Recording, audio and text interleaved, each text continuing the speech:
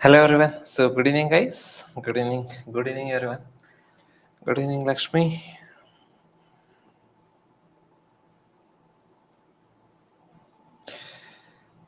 Good evening Manraj. Shan. Good evening. Good evening everyone. I hope I'm visible and audible, right? Not an issue, right?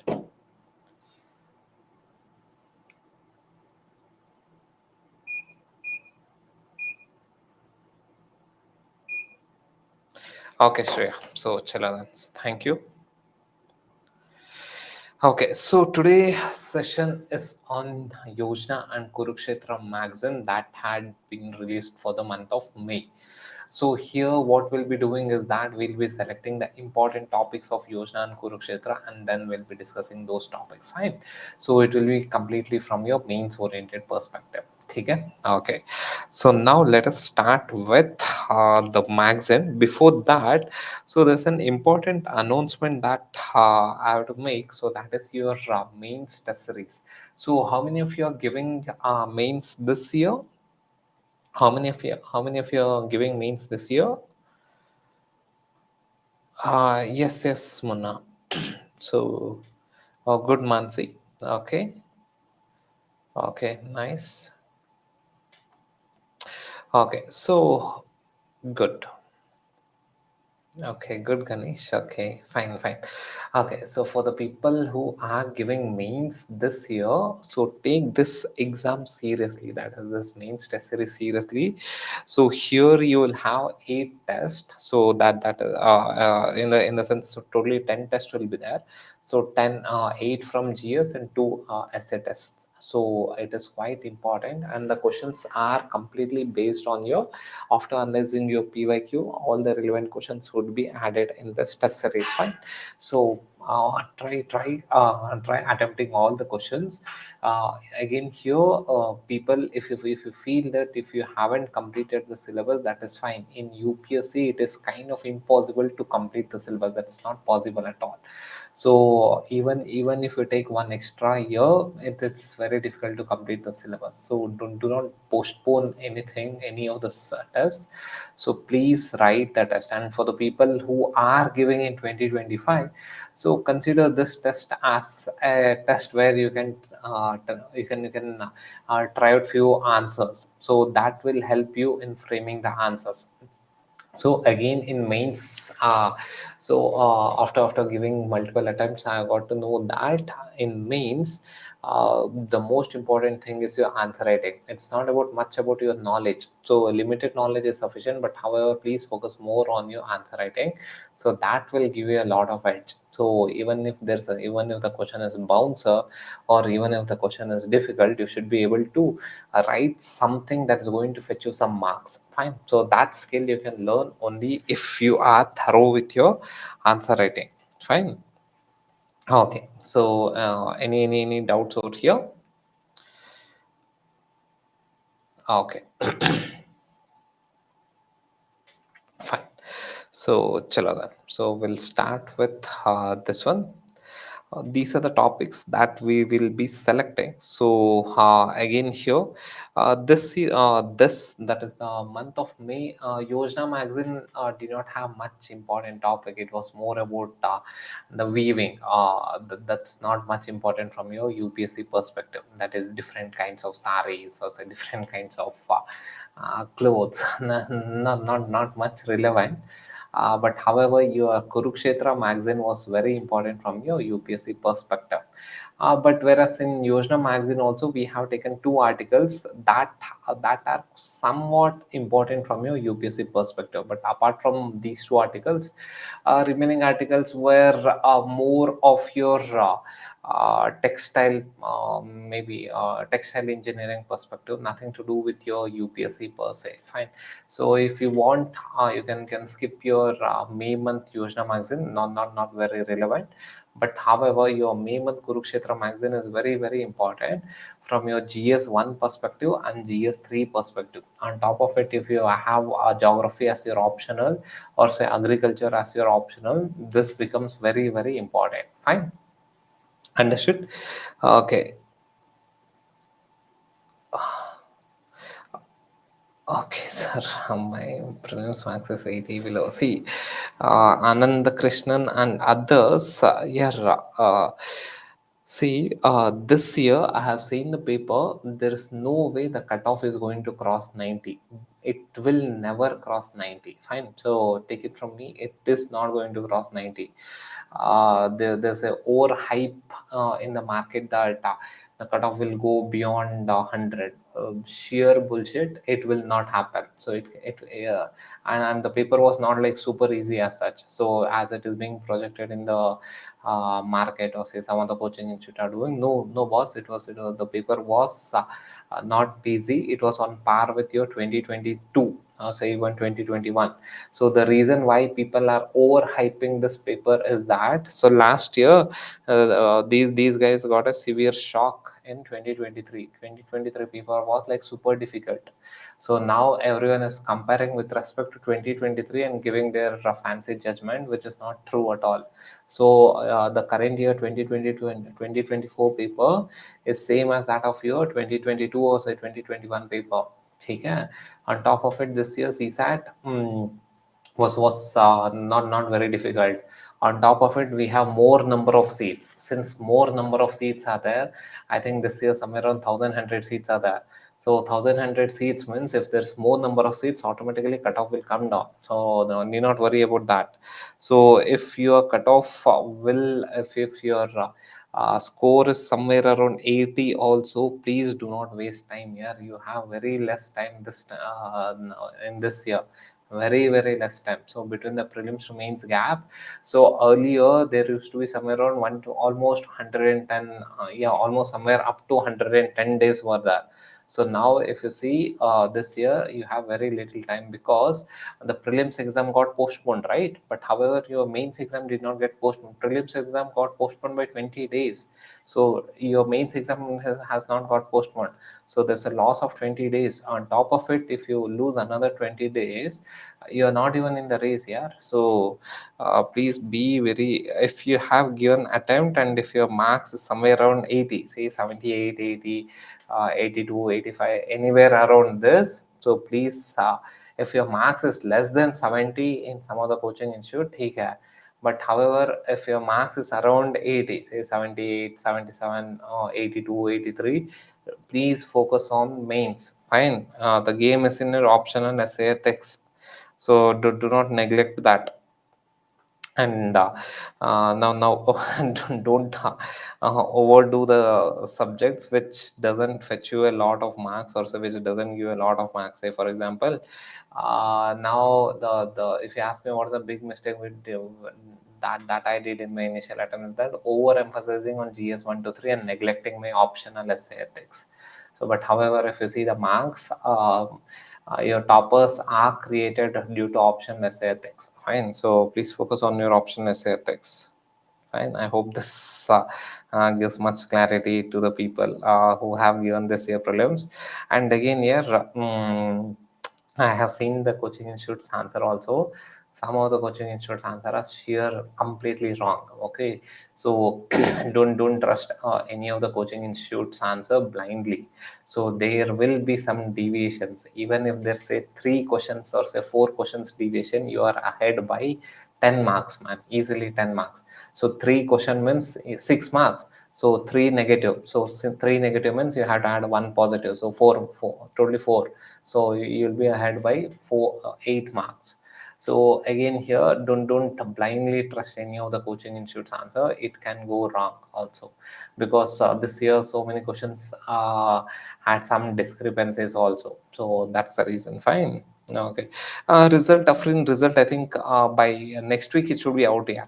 I think tomorrow, if they release it by tomorrow, then we shouldn't be surprised. But if you see the last year trend, they released it within 12 or 14 days here. So last year, after 1 week, the coming Friday. So it's something like this. So that is one entire week and the next Friday. So 7 plus 5. So around 13 days. Yeah, around 12 days. Yeah. So probably maybe tomorrow or say next week they'll get the result. So need not worry. Okay, fine. So enough of GAN over the prelims. Now let us come back to your topics. Fine, chalo then. Okay, so we will start with the first one. So green technologies for clean and renewable energy. So what do you mean by green technology? Whenever you get any word like green, it means that renewable energy. So fine. So let us start with this one. Green technology for clean and renewable energy. Again, this is very important from your gs1 perspective and your gs3 perspective, so please focus here, quite important. And if your option is say geography, very very important. Fine.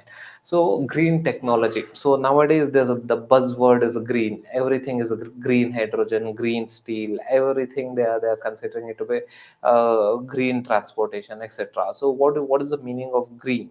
So what does that involve? So green technology means anything that uses your renewable energy, so that is called as your green technology.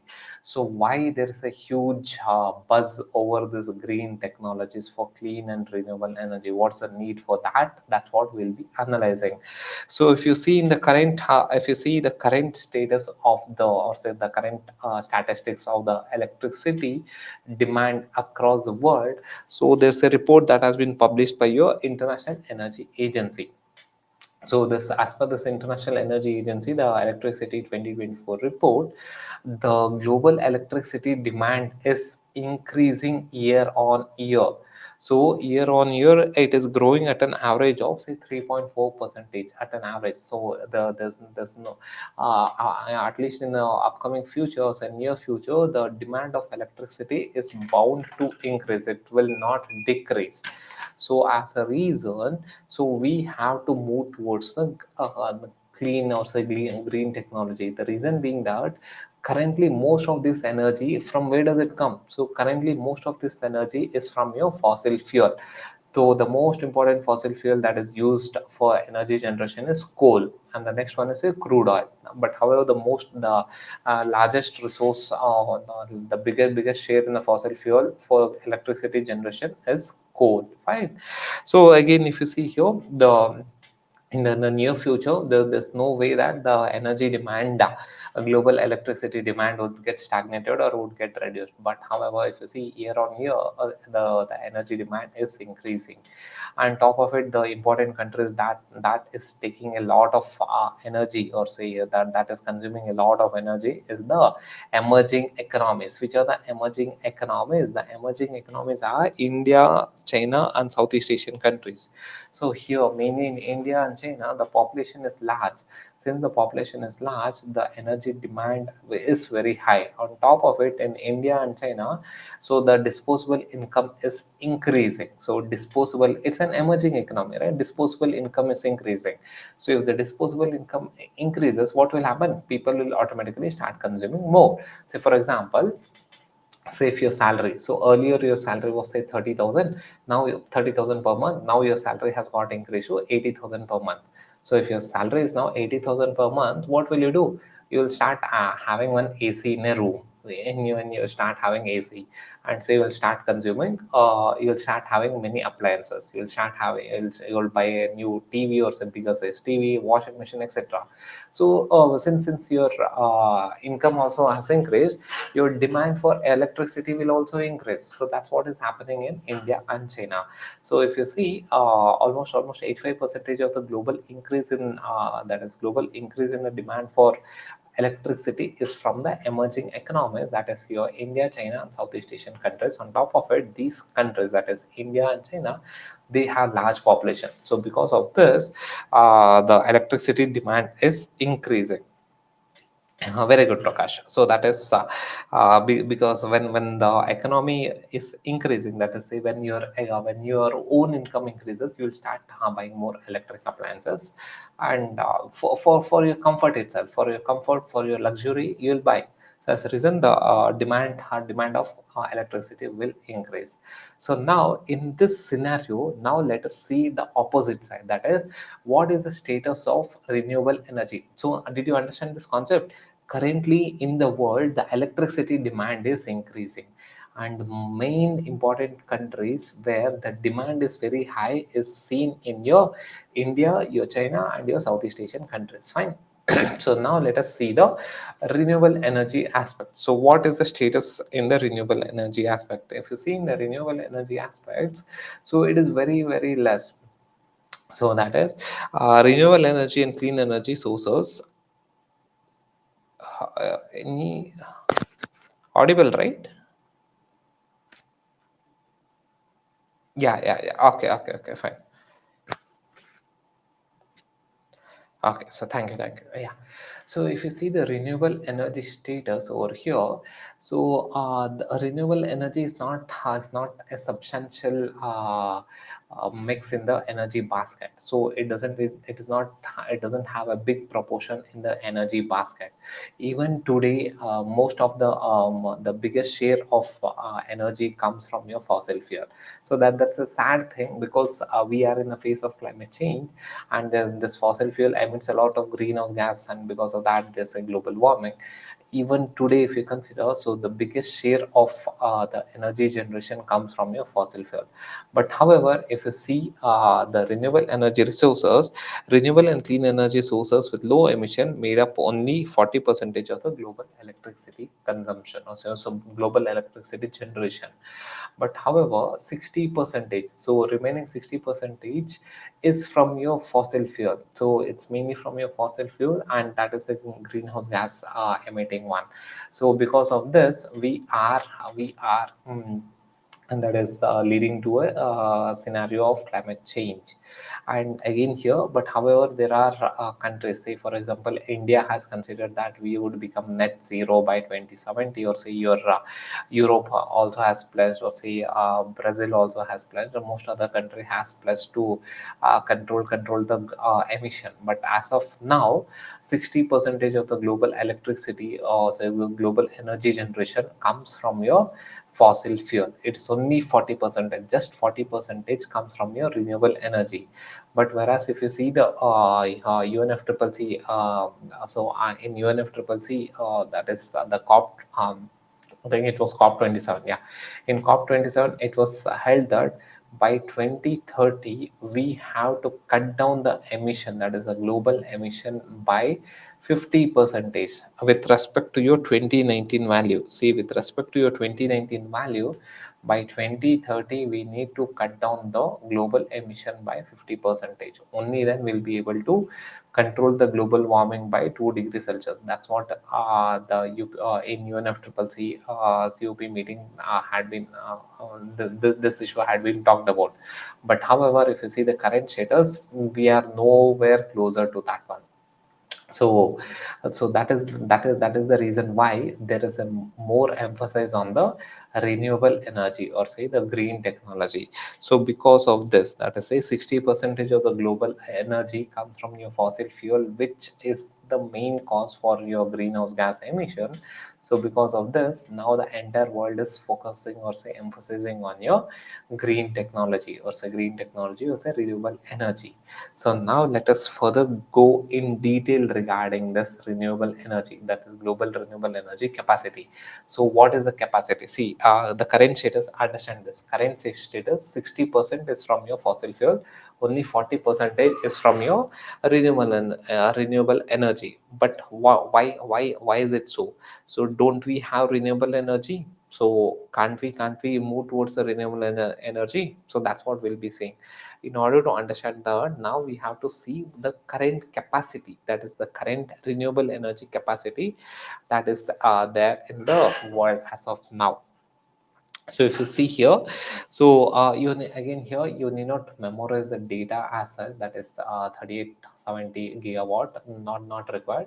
You just need to have a broad understanding. So as of now, so to overall across the world overall, so there is somewhere around 3800 gigawatt of electricity that is being generated from your renewable energy sources, of which of which around say 40 percentage, around 40 percentage of this renewable energy power is coming from 40 percentage of this renewable energy power is coming from your solar power alone. So there are various types of renewable energy, right? One is your solar power, next is your wind, next we have tidal, various types of solar, that is renewable energy generation sources are there. But however, 40 percentage of what are the renewable energy that is being generated in the world comes from your that is solar plant.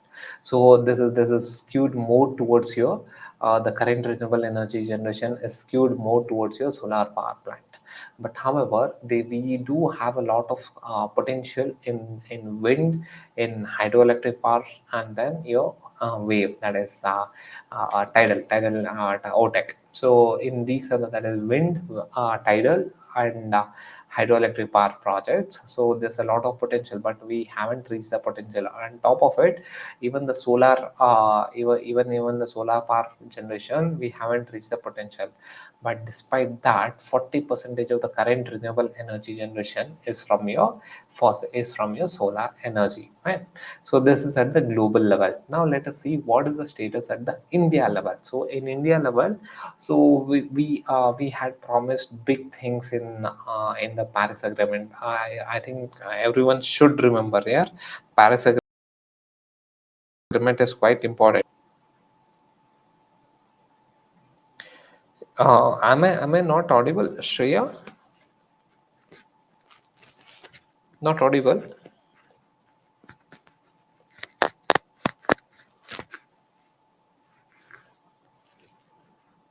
It's audible. Voice is low. Is it low or audible? Audible, no?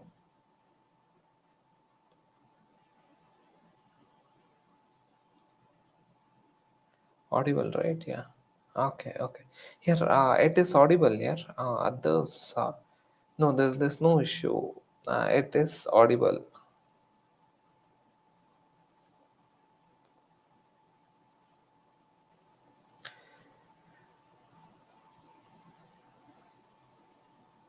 Here, it is audible here. There's no issue from my side. Okay, so yeah. Okay, so now let us consider the renewable energy status in India. So we made big promises. That is, India made big promises in Paris Agreement. So are we following whatever we promised in the Paris Agreement? That's what we'll be seeing. So currently, if you see the combined, that is the combined renewable energy capacity as of now is 183.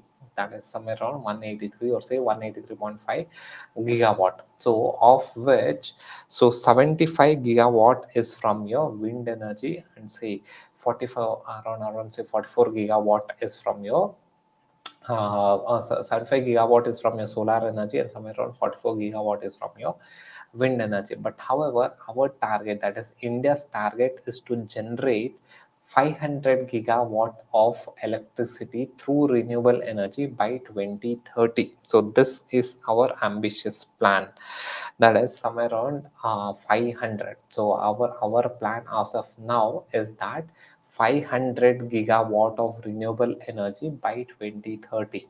So till date we have generated just that is we our capacity, installed capacity, is somewhere around 183 or say 184 gigawatt. So our capacity is the present installation capacity is somewhere around 184. So but our target is to that is 500 by 2030. So we are in 2024. In 6 years, in the 6 years, we need to fill the remaining one. So that is remaining, say somewhere around 315. So around 315, 316 gigawatts, 316 gigawatts has to be generated in the next say 6 years. So this is the current condition, and it's not that India has completely achieved whatever it has said. So we are about to achieve, that is 500 gigawatt is our target. We are as of now the installed capacity is somewhere around 184 gigawatt. But if you see here, more focus is on the solar power generation, but that's absolutely fine, because India is a tropical country, has a lot of solar insulation, so it is absolutely fine that we can have more electricity generation from your solar plant. So this is the renewable energy situation as of now. In the recent times, understood, so till here any doubt? Now let us move on to the next one. So in the recent times, so there is a lot of emphasis on hydrogen. So hydrogen, that is a using of hydrogen. So on one side here, please see here, on one side you have to understand this. So the world is completely divided in this aspect. So see here, so 30 seconds deviation.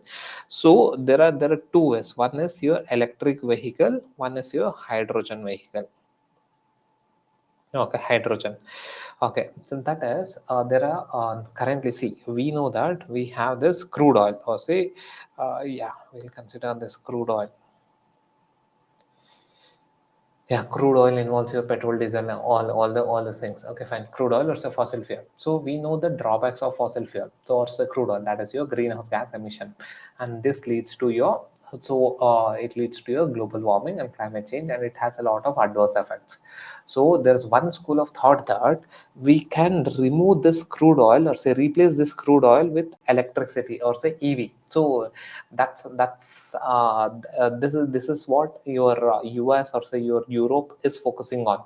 That is using electricity in order to replace this crude oil. But however, the question is that how can we generate electricity? So most of the electricity even today, that is 60% of the electricity even today that is being generated, is from your fossil fuel. So on one side, we are telling that we shouldn't use fossil fuel. So we should move towards electricity. But where is this electricity getting generated from? Again, fossil fuel. If you see the status of as of now, 60% of the global electricity is from your fossil fuel, is generated using fossil fuel. Right, it's something like this. So we are not using that is if you use any of the electricity vehicle, ev electric vehicle, so it is not that you are emitting, so the emission is done somewhere else, somewhere near the coal plant, but you are using clean energy over here. In real terms, are you reducing the electricity? No, or are you reducing the greenhouse gas emission? No. So, but however, the European nations and yeah, the North American countries, so they are moving in this direction. That is replacing crude oil with EV. So this is one angle. So in the world currently, very few players, but it's mainly headed by Japan. So what Japan is doing is that Japan is telling, see here, in EV, there's a lot of issues. One is lithium. So lithium mining, for lithium battery mining, so that leads to a lot of pollution. So what is the alternative? On top of it, the electricity, 60% of the world's electricity, even today, it is being produced by fossil fuel. So EV is not a good way to control the global emission, or say global greenhouse gas emission. So the best way is, let us move towards hydrogen. So in hydrogen, again here, in hydrogen, the emission is just water. So in hydrogen, there's no greenhouse gas emission. So the emission is just pure water. So this is one alternative which Japan is focusing on. So India also wants to focus on this angle. That is, we are also emphasizing on electric vehicle. At the same time, we are also focusing on your hydrogen. So that is emphasizing on hydrogen. So this is where comes your green hydrogen. So what is this concept of green hydrogen? Green hydrogen means production of hydrogen using renewable technology. So that is called as green hydrogen. Again, green hydrogen, that is hydrogen can be used as a fuel for any of the engines. Say be it your transportation vehicle, or say industrial, any of the equipments, we can use hydrogen as a fuel. So the process is different, but however, hydrogen can be used as a fuel. So it cannot be used in a regular IC engine. A different kind of engine or a different kind of fuel cell is required, but the process is different. But it acts as a fuel. That is like how your petrol, your hydrogen is also a fuel. Now, since Japan is focusing more on hydrogen as an alternative, better alternative than electric vehicle or say batteries, India also wants to venture into this angle, that is focusing on hydrogen. And India has moved one step forward, that is India is focusing on creating hydrogen using renewable energy. So when an hydrogen is created using renewable energy, so that is called as your green hydrogen. If you see here, so we are using renewable energy in order to create hydrogen gas. So this hydrogen gas can be used in your industries, your transportation vehicle, etc. So that hydrogen is called as your green hydrogen, where India wants to become a leader in generation of hydrogen. So for that, Government of India has a scheme known as your National Green Hydrogen Mission, where India wants. So as per this mission, India aims to become a global hub for green hydrogen. Again, here green hydrogen doesn't mean that the color of the hydrogen gas is green. It means that the mechanism through which this hydrogen is produced is through your renewable energy sources. So this is known as your green hydrogen. Now let us see what are the challenges. So this is the new thing that we are moving on. So earlier we had emphasized on solar, wind, and other renewable energy. Now currently we are moving towards your hydrogen. So this is the new thing that India is doing. Not many countries are doing, but however the leader in hydrogen technology is Japan. But we India also wants to become a global leader by 2030. So that is your national green hydrogen mission, fine. But however there are challenges regarding this green technologies. So what are the challenges that we will see? So what are the challenges? See, the first challenge is, you're right, friend. So initial cost is very high. So it's costly. It's very costly. Initial cost for any of the renewable energy technology is very high. So the infrastructure of a solar plant, the infrastructure of a windmill. So in order to install a windmill that is multiple windmills, it costs more than a crore. So a huge capital investment, and even the solar plant. So it's a huge capital investment. So again, so be it your, if we have to construct an HEP, hydroelectric power projects, so for that I have to construct a big dam, and then there has to be multiple turbines. So these are like costly affairs. So in order to have a renewable energy generation, these are like initial costs are very high. So capital intensive. So these are capital intensive. So that is first challenge, and the next challenge is technological limitation. So what is the technological limitation we have? Say for example, take up hydrogen. So we don't know, we exactly haven't developed a technology that makes the hydrogen fuel as a safe fuel like your petrol or diesel. So hydrogen is highly combustible. So the hydrogen gas cylinders, it can explode easily. So we haven't developed a technology where we can safely transport the hydrogen gases. So these are the technological challenges are also there. Technological limitations are also there. On top of it, if you consider the present solar panel, whatever we have, the efficiency is very less. So the solar panels efficiency is very less. So again, we haven't developed a technology where the efficiency is very high. So these are the technological limitations that we have. And the next one is resource availability. See, resource availability, it talks about a lot of resources. For the first most important resources, say your initial capital. So one is money. So we don't have money.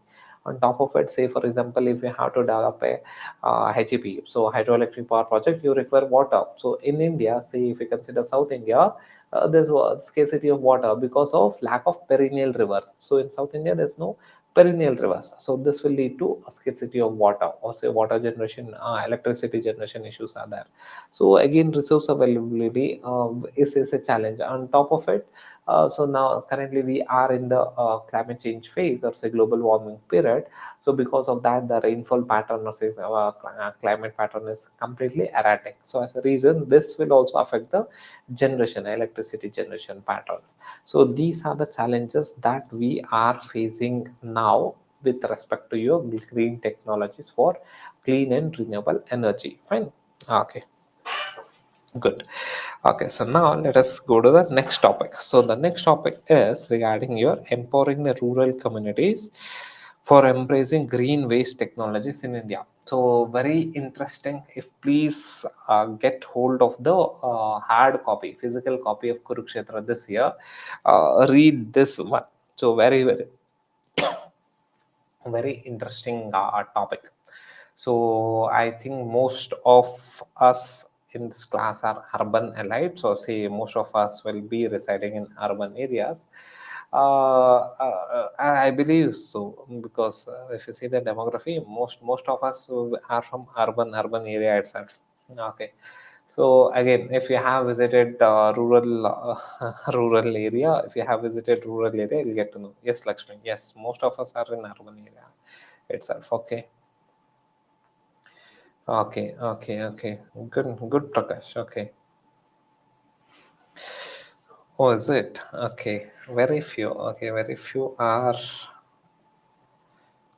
rural, from rural area. Okay, good. Okay, fine. Yeah. So now let us see this thing. So yeah, Kriti, this is May month article. May month Kurukshetra. Please get hold of the physical copy of this one. So or else you can download PDF. Many coaching institute have uploaded, scan the PDF. Go through this article. Very important. So the article, I'll give you a gist of this article, and then we'll further go in detail. The article is very simple. So the article says that in rural economy, or say in rural India, there's a lot of waste that gets generated. So waste in terms of your stubble. See, if you have lived in rural area, or say if you have visited rural area, see, after the harvest season, what happens? Say after the harvest, so this is the harvest. After the harvest, so this is the rice straws. This is the rice, what you get, the paddy. So this is the paddy and this is the straw. So this is completely waste, right? So in rural area, if you go after the harvest, there's a huge waste that gets collected. And again, in rural area, people will have cattle every day. There's a huge waste that gets accumulated from the cattle. And again, in various, say if you're silk farming, so again in silk farming, there's a huge amount of waste that is generated, be it poultry, or say be it various agricultural practices. Huge waste gets generated. So and this waste, again here, it is not completely waste per se. This waste, if it is used properly, it can be used for generation of energy. That is, we have to embrace the green waste technology in India. So what is the green waste technology, that we'll see, but the basic understanding that you should have in mind is that in rural area, there's a lot of waste that gets generated. And again, it is not like you have to consider this as complete waste. Do not discard it as a waste. This waste could be converted into energy.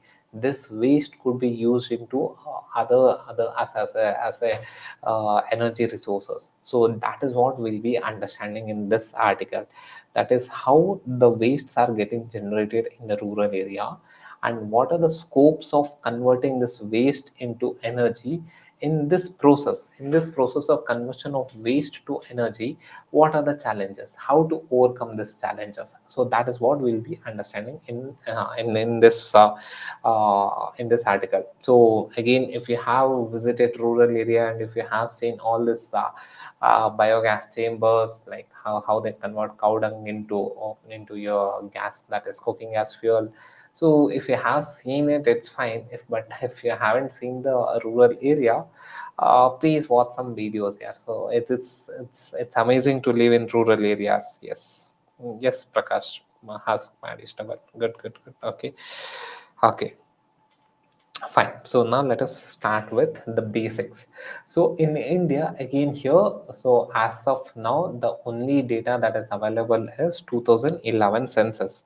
So the government hasn't given the data regarding the 2021 census. They haven't even conducted it. So whenever they conduct, so then we can update the data. But however, as of now, that is the official government of India data is that so 31 percentage of Indian population live in urban area, remaining 69 percentage of India's population live in rural area. So that's a huge number, 69 percentage. So in 2021 we were somewhere around 110 crore. So it was somewhere around 120 crore. So 120 crore, 70 percentage or 69 70 percentage means somewhere around easily somewhere 70 75 crore. So 70 75 crore people are living in rural area in India. 75 crore people. So the population of your US is somewhere around 35 crore. So double the number of your US, or say probably your the population of entire Europe plus few more countries. So this is the scale at which we are speaking. So almost say 75 crore people in India are living in rural area. So this is as per your 2021 data. So the government hasn't conducted the 2021 data. This is as per 2011 data. 2021 census has not been conducted as of now. I don't know when the government is going to conduct, but the official data as of now is that 69 percentage of India's population lives in a rural area. So that is the data. So you can again imagine, say somewhere around 75 crore people. So to put it in perspective, so you can add your entire Europe plus Australia. So entire Europe plus Australia plus add few more countries. So that is equivalent to your 75 crore people. So this is the population at which we are considering. So in the current circumstances, so since the population in rural area is huge in number, there are a lot of challenges regarding the rural waste management. Again, here, as I told earlier, there are multiple sources of rural waste. Rural waste. The one important source is your crop. So after harvest, what the important the products are collected, and the remaining things get go as a waste. And cattle, so every day cattle, all the cattle waste, that is also a waste. Again, your silkworm farming, or say whatever agricultural practices are done, so there are some waste that are being created in the rural area. So again, here there's a huge amount of waste generation in the rural area. But are we managing the waste? So we are not managing the waste properly. So that is one of the reason why every year there's a big news of Delhi air pollution. So why there's a Delhi air pollution every year? One of the main reason for Delhi air pollution is burning of stubble. So this is your burning of stubble. So again here, so this is here the waste would be here. So again, the waste, the stubble, the from paddy or say wheat, the stubbles will be there. So if you the farmers, they burn it. So rather than using converting that stubbles into energy, or say other useful product, they burn it. So because of this, so this leads to the generation of your PM 2.5, PM 10, and various other pollutions. So this causes pollution in North India. So similarly, if you see, various factors leads to the pollution. The main reason is that the agricultural waste, or say the rural waste, is not being properly managed. So so why it is not being properly managed? What is the reason? So that's what we'll be understanding now. So why it is not properly managed? So the main reason is that, so one is there's a open dumping. So if you go through, if you see in the rural areas, multiple houses, clusters of multiple houses, they will dump their waste in one common spot. So there's a open dumping. So there's no segregation. At least in urban areas, there's a concept of segregation. So in some of the urban areas, I don't know about many places, but in Delhi, or say in Bangalore, segregation is kind of mandatory. So if you do not segregate, the municipalities, they don't collect the garbage. So but however, the concept of segregation is not being followed in most of the rural areas in India, and all the wastes are being dumped in one place and then it is burnt. So along with these waste, even the e-wastes are also burnt.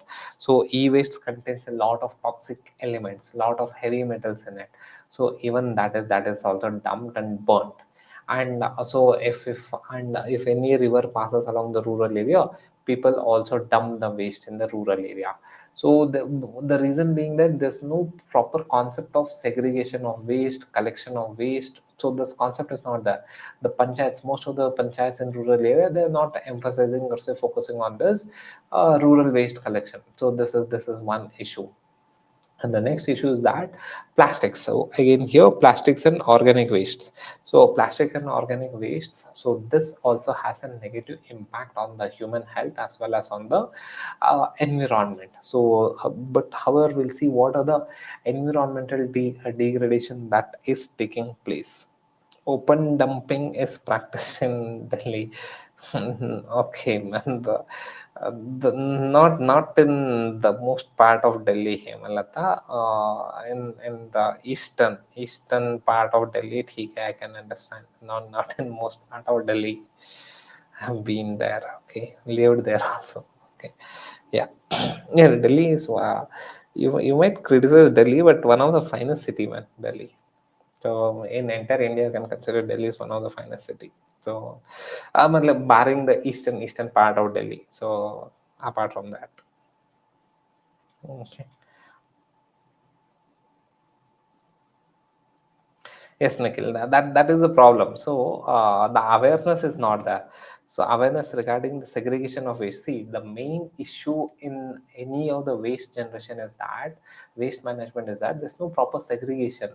If we do not segregate, it becomes very difficult to recycle the materials or say recycle the biodegradable materials. So non-biodegradable, okay, I can recycle, I can either burn it, etc.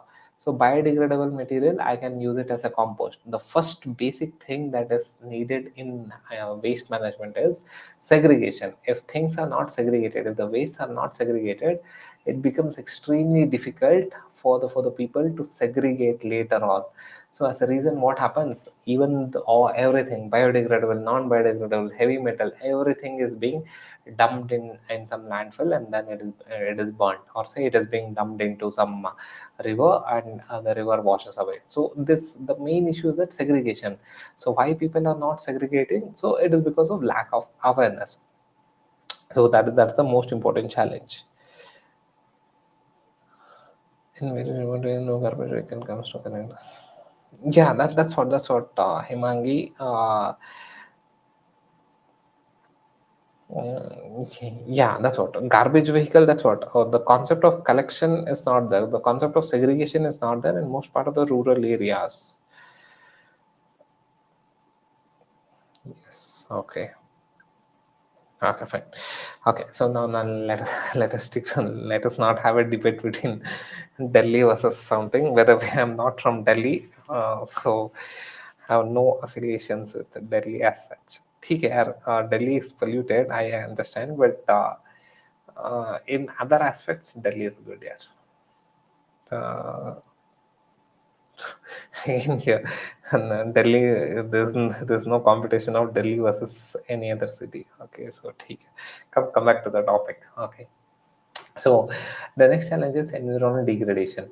So this urbanization and agribusiness. So in the recent times, if you see all this agri food processing industries or say agribusiness, they are venturing into the rural areas and they are exploiting a lot. So if you're from say Tamil Nadu, so if you go towards this Coimbatore belt, there's a lot of food processing industries that has emerged. That is food processing agribusiness. So where they are using the agriculture products and dumping all the waste, they are not even recycling it or say segregating it properly or say discarding it properly. They're just randomly dumping it around the places. The same thing is along your Punjab. along this Delhi Punjab belt. So you'll see a lot of food processing industries. Next to the food processing industry, there's a lot of waste that is being dumped. So again here, so this will lead to environment degradation, and it also leads to the water pollution, because the waste that is dumped on the land. See here, the waste that is dumped on the land, that will seep into the groundwater. So that will seep into the groundwater, and again it will lead to the water pollution. So these are the challenges, that that we have in the present times. One is the rural community, they themselves, they are not focusing on the waste segregation, or say they are not utilizing the waste properly. On the other side, the new entrant in the rural area, who are the new entrants, that is your urban, due to the urbanization. So if you see here around Bangalore, so the main issue around Bangalore is that, please focus here. So this is Bangalore. So around Bangalore there are rural areas. So the issue is that, so the waste from Bangalore, they are getting dumped into the rural areas around Bangalore. So this is causing again pollution in the rural area. So firstly, the people in rural area, they themselves are not much do not have much awareness about the waste management. And secondly, in the waste from urban area is also getting dumped into the rural area. Someone told that there's open dumping in Delhi. So that is in the eastern part of Delhi. So there's open dumping. So the waste of Delhi gets collected and they dump on the eastern part of Delhi. So that's what I think that candidate, or say that student, was talking about. Okay, so the same thing happens in Bangalore as well. Fine. So, and the next one is agribusiness. That is the food processing industries. They establish in rural areas and they cause a lot of mess in the rural areas. So, these are the current challenges in rural waste management. So, now what is the alternative? What's the best way? There are multiple options for better management of the rural wastes. One of the most important, of the most elementary way, or say elementary, the most basic step that can be taken to manage most of the rural waste is that composting. And again here you have to keep in mind that rural areas, most of the waste that are generated are organic in nature. So your agriculture waste, the crop waste after harvesting, what are the stubbles that are there, that's organic, right? That's organic waste. So your waste from your cattle, it's organic. Waste from poultry, organic. So most of the waste that gets in that is generated in rural area are organic. So the best alternative to manage this organic waste is your composting method. So what is composting? It's no rocket science as such. So in composting means, so your soil has a lot of microorganisms, mainly the bacteria. Soil has a lot of microorganisms, mainly bacteria. So what does this micro, so when we mix this organic waste in the soil and we enclose it, so what happens, these microorganisms, they they eat away, or say they decompose the organic waste, and this will lead to a manure. So this can act as a organic fertilizer. So this is the best way. So this we get this, we call it as a compost. So compost is the yeah, compost is the output. So compost is a fertilizer. So how composts are formed, that is when we take up the organic waste and mix with the soil has a lot of microorganisms, and this microorganisms decomposes the organic waste and ultimately leading to the formation of compost. So through compost we can reduce a lot of organic waste in rural area. Are we indulging in composting in rural area? Not so, not in most of the places. If you see in rural areas, rarely people indulge in composting, in only select few areas. So people are, that is the rural communities, are focusing on composting mechanism, but however most of them, they just randomly dump it. So this is the issue. So again, the alternative is that composting. Another alternative is that biogas generation. So what is biogas generation?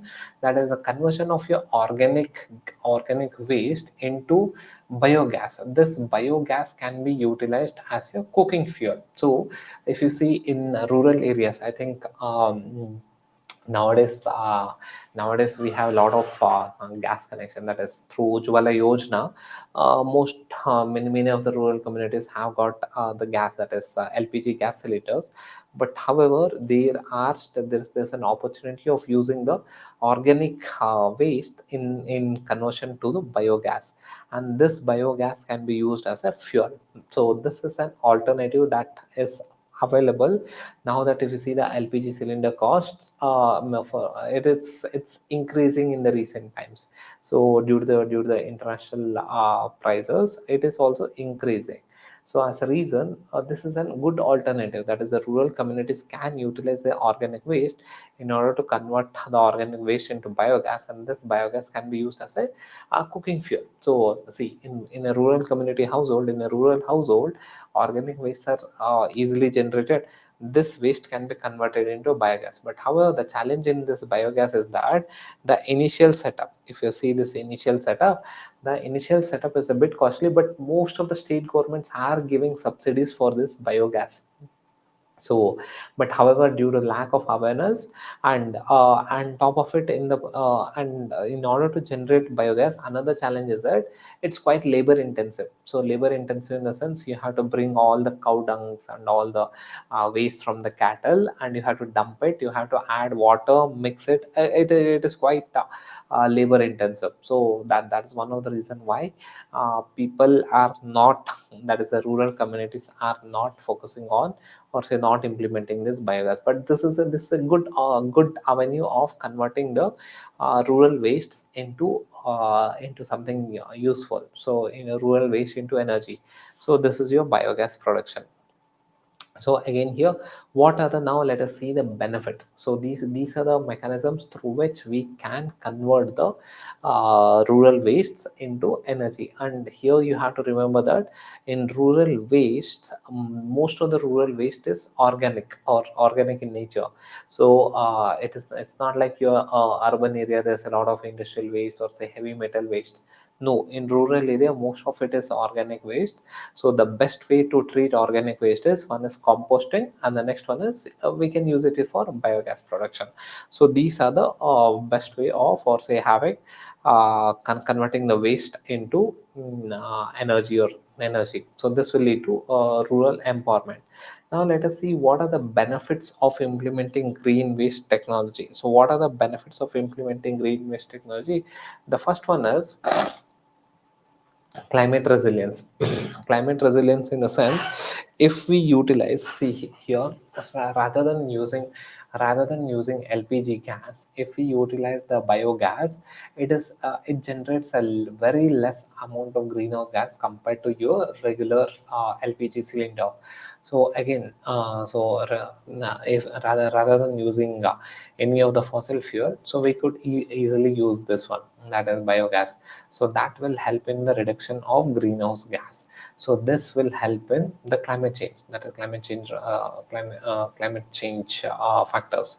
On top of it, rather than burning the stubble, so see, when we burn the stubble, or say when we burn the agricultural waste, what happens? That leads to the generation of lot of greenhouse gases, say carbon dioxide monoxide,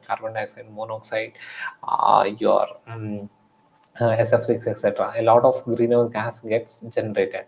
But however, rather than burning the organic waste, we could utilize the organic waste for fertilizer, like composting, or say we could utilize the organic waste for biogas, right?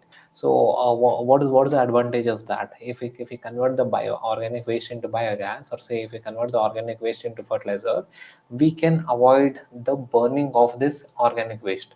So automatically what will happen? So the greenhouse gas emission will come down. Say example, if you consider farmers in, say in North India, mainly in the green revolution belt, that is your Punjab Haryana belt.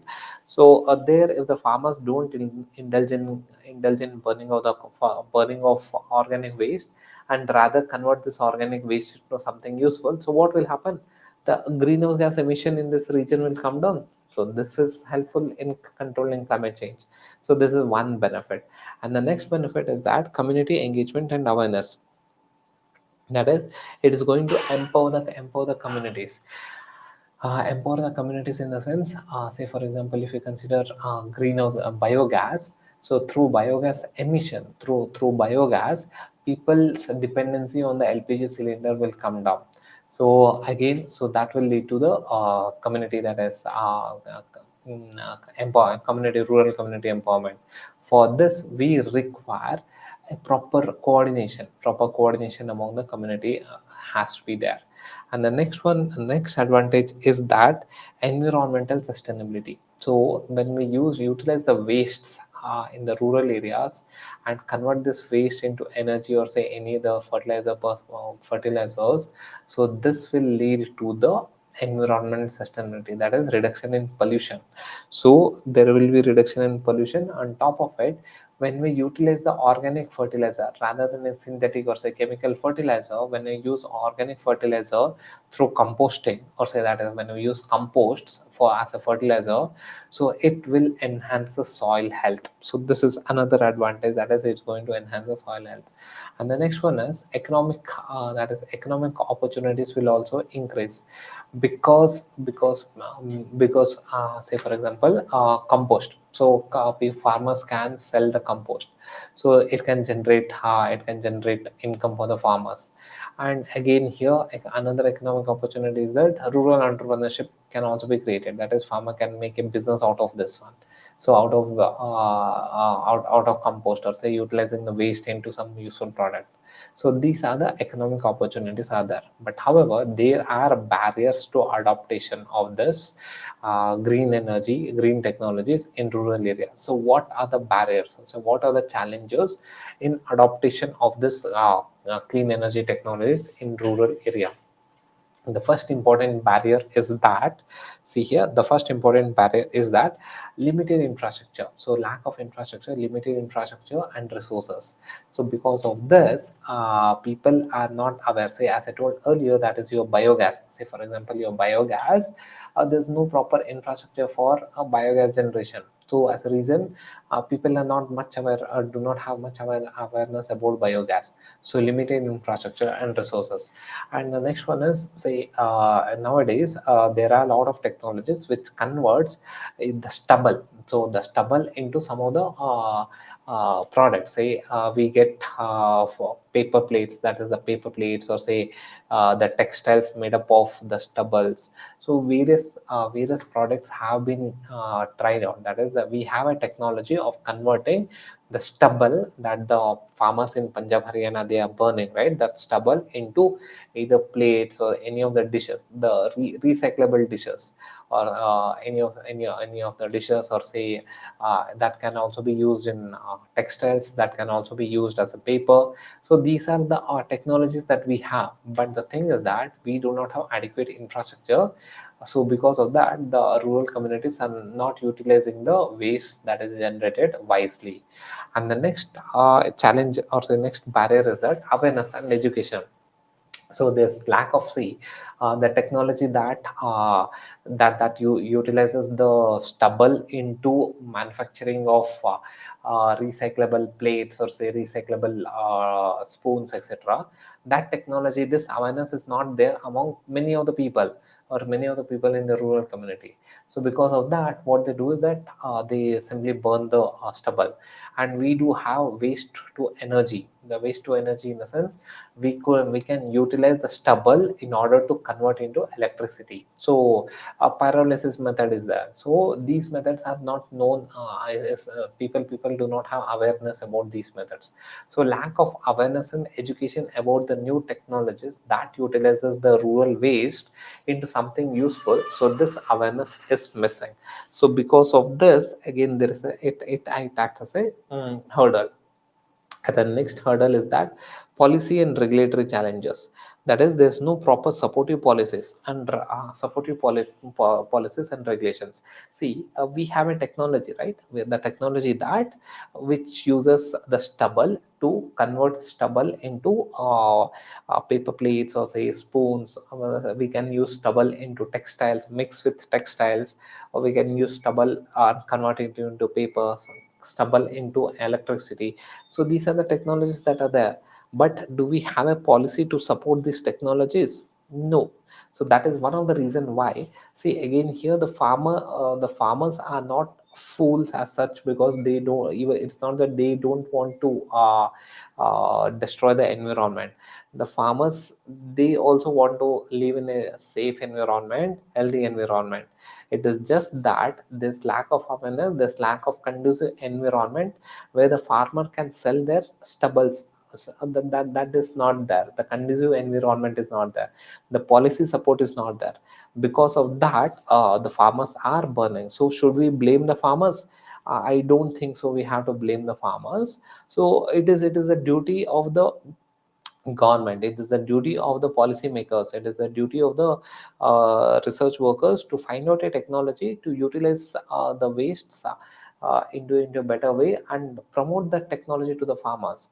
So in a democracy we cannot it is not a good thing to blame the public. So we shouldn't be blaming the public, but we should create awareness. Steps has to be taken. There has to be proper regulatory mechanisms that should promote the conversion of rural waste into something useful. So there's this lack of policy and regulatory support. And the next one is cultural, social and cultural barriers. Social and cultural barrier is that, again, as if you consider in the stubble waste only.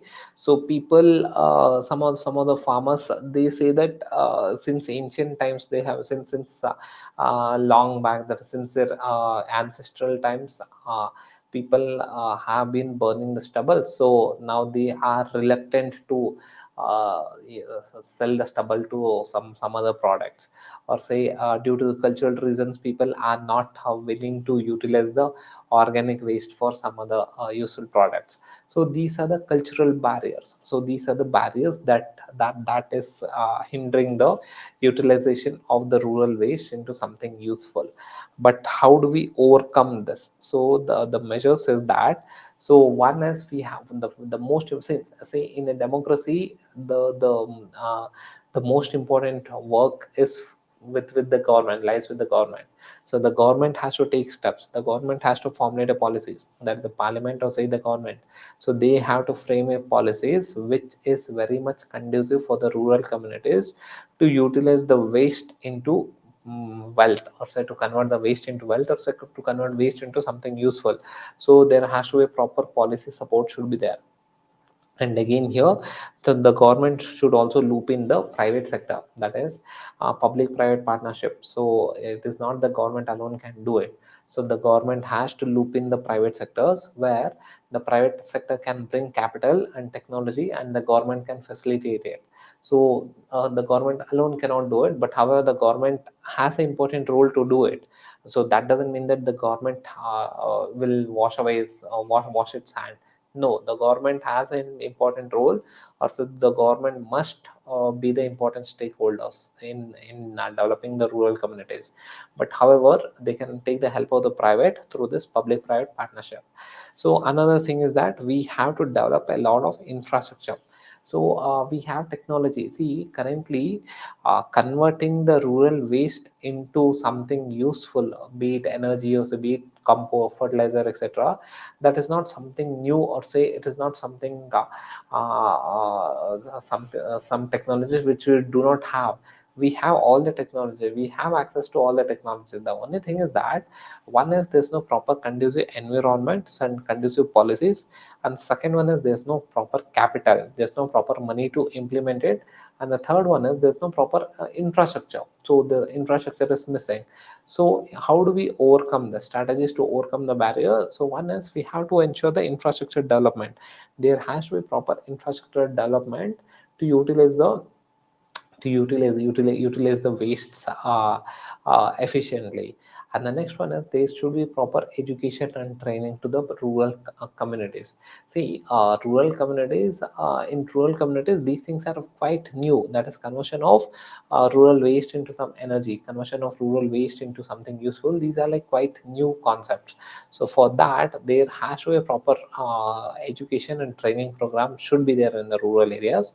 That is going to benefit the rural communities in converting the wastes into something useful.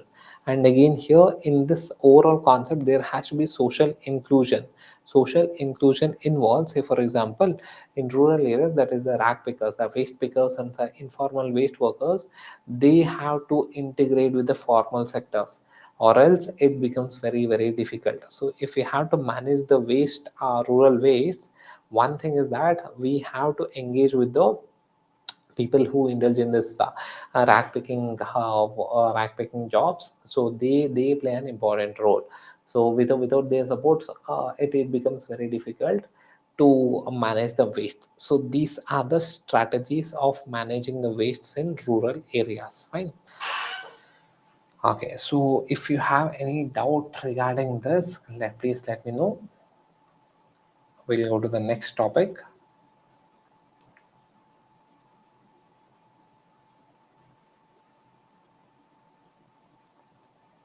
Fine.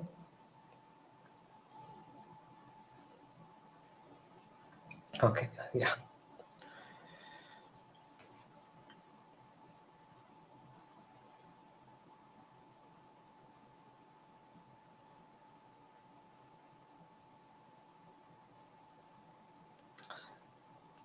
Okay, fine. So we'll go to the next topic.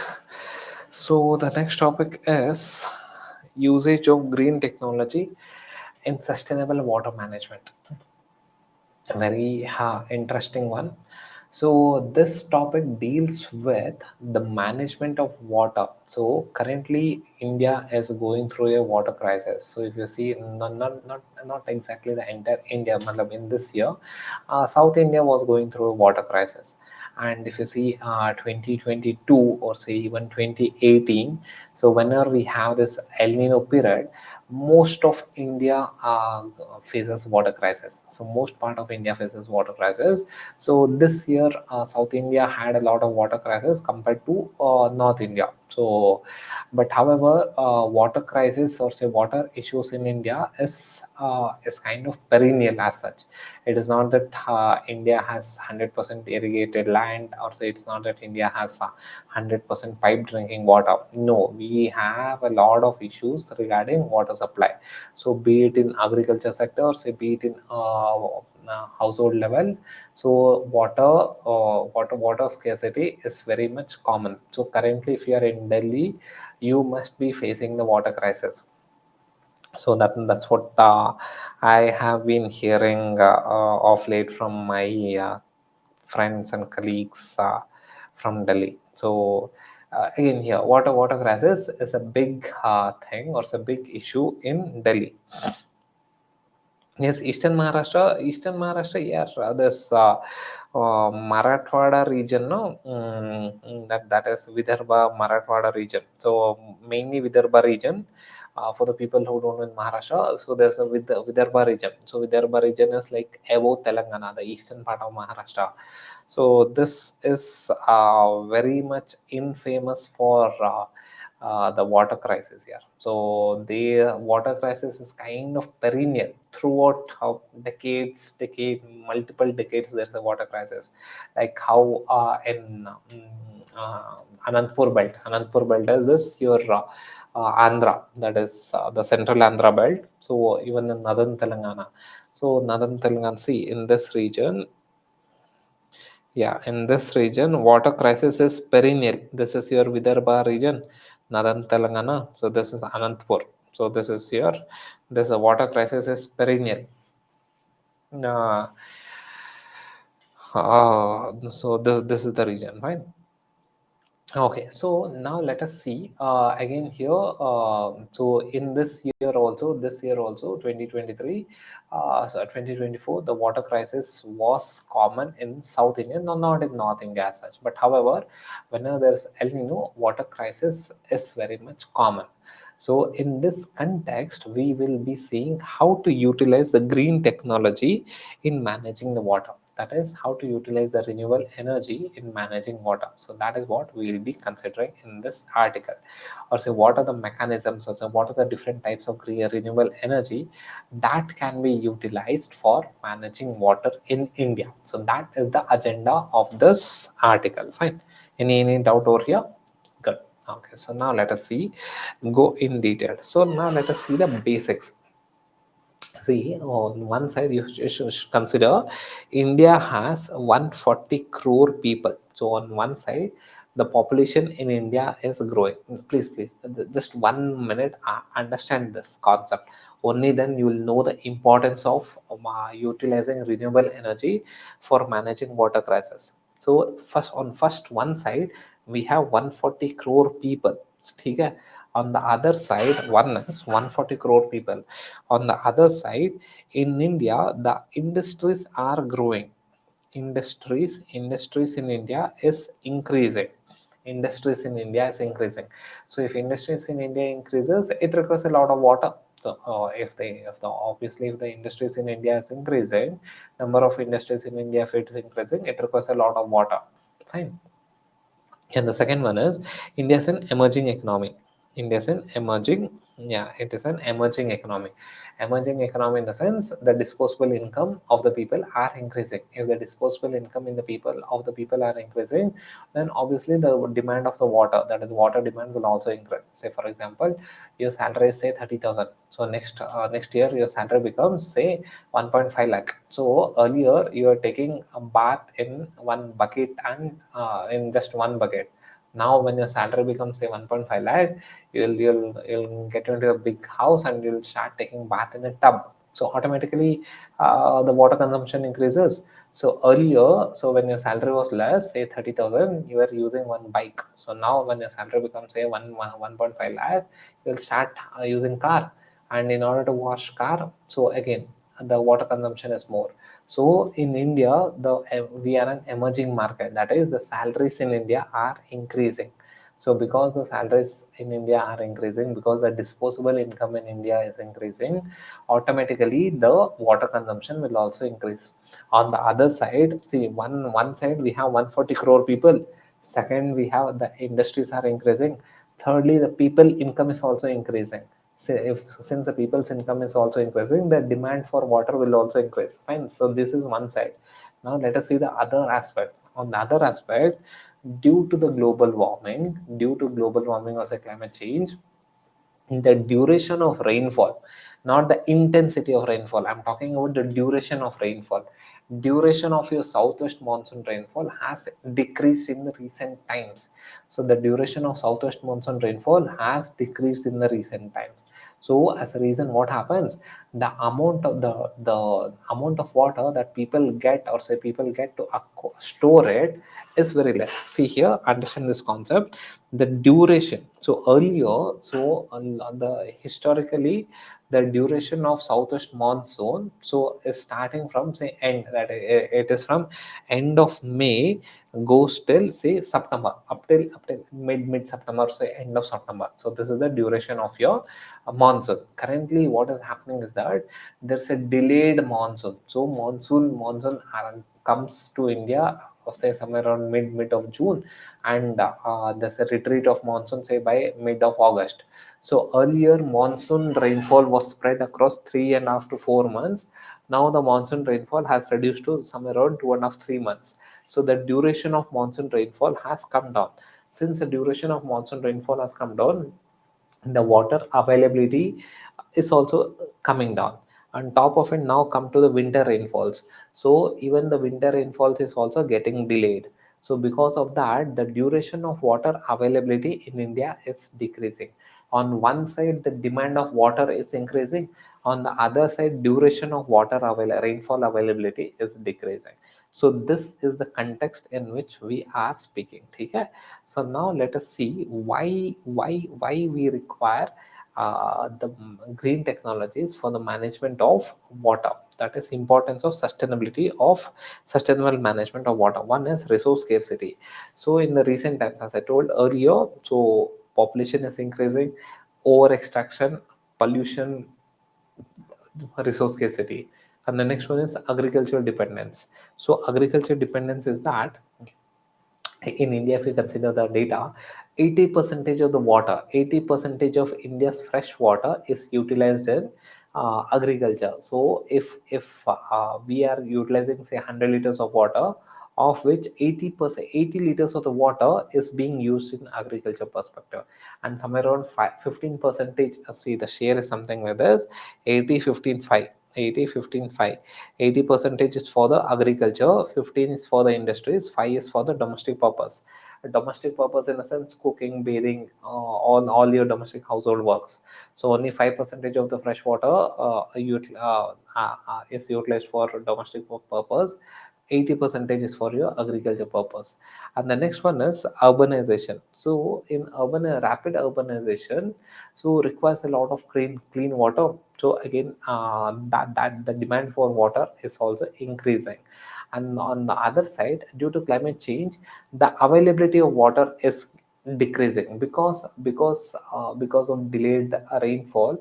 The duration of monsoon is also decreasing, and there's a delayed winter rainfall. Because of this, the availability of rainfall, or say the availability of fresh water, is also decreasing. On one side the demand is increasing, on the other side the availability of fresh water is declining. So because of these factors, so there is a need for, or importance of, sustainable management of water is needed.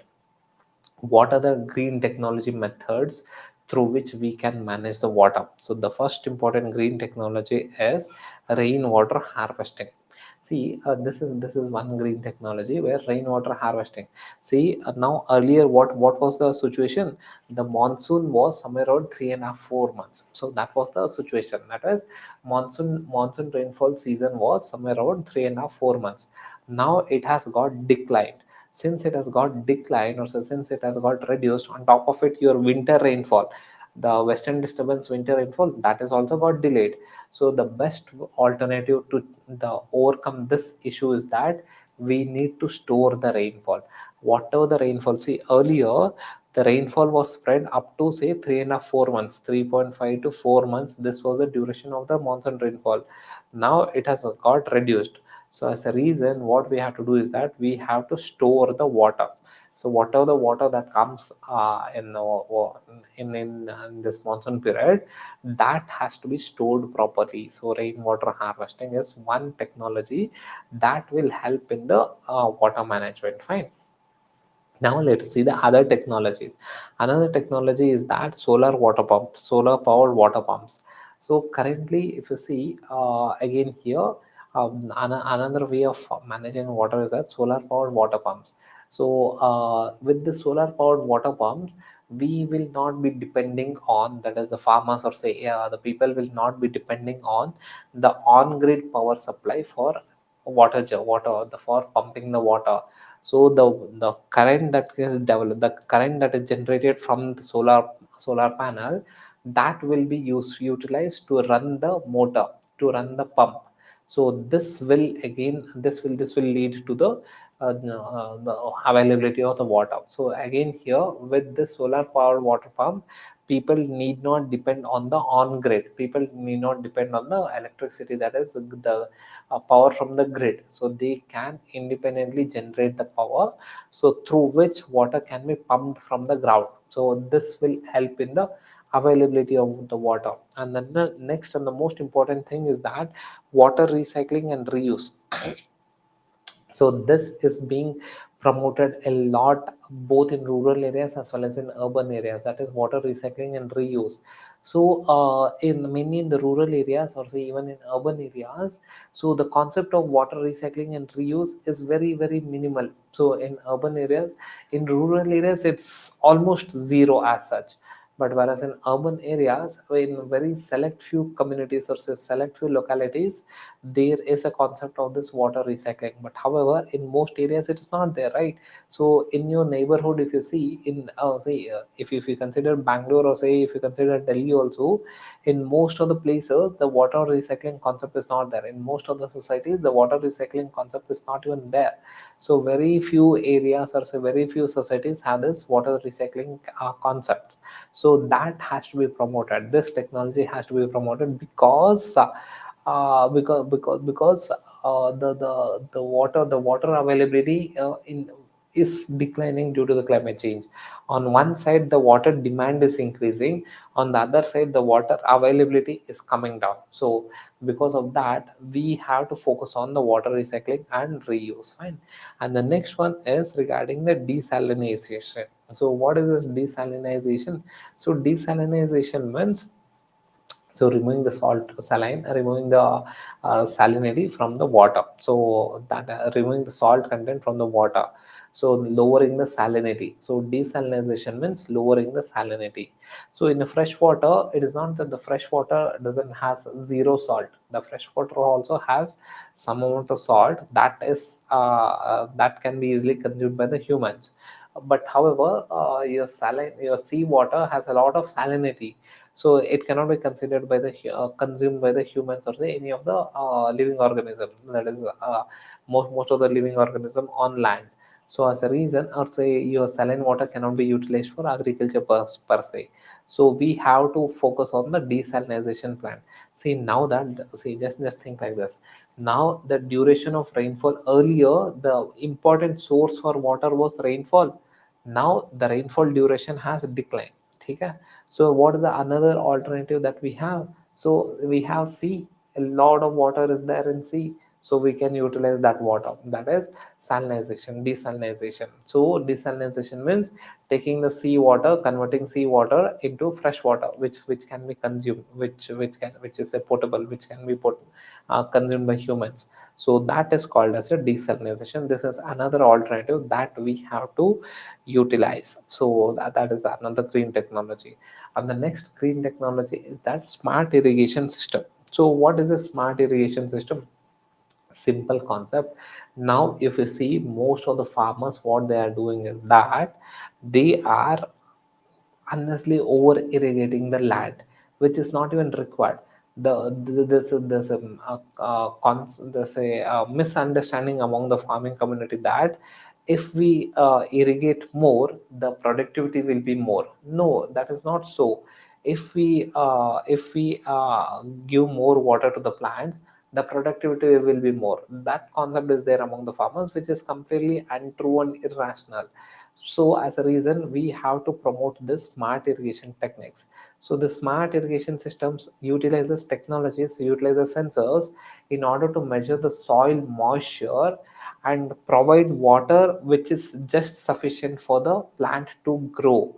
So it is not that it will over irrigate the land and waste the water.